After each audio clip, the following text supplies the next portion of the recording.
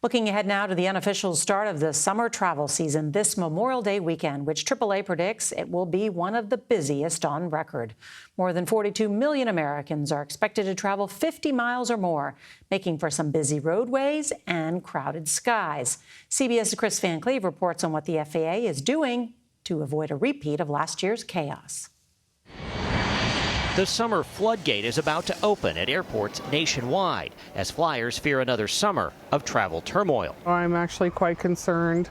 Sherry Eisenman is among the 76% of flyers worried about delays and cancellations disrupting their vacations.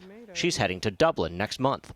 Trusting that the first flight will actually get me to Boston is probably the most stressful part.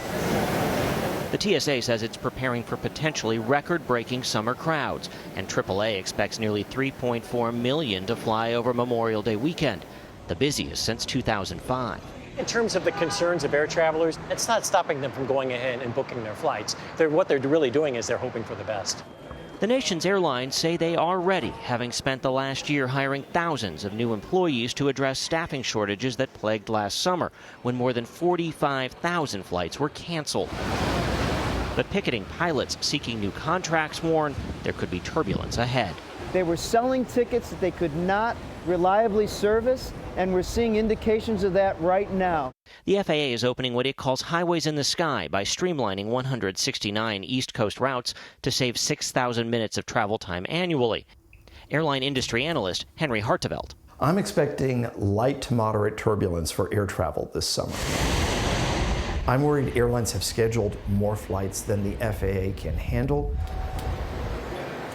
So your best bets for avoiding disruptions: book early morning flights, and whenever possible, take the nonstop. Norah? Yeah, that's good advice, Kris. Thank you. And I understand there was a scary moment in the sky for passengers in Hawaii. What have you learned?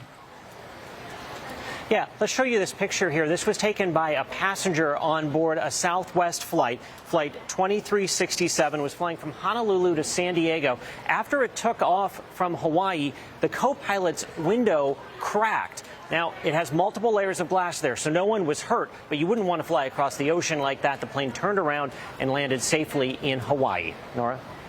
Kris Van Cleave, thank you.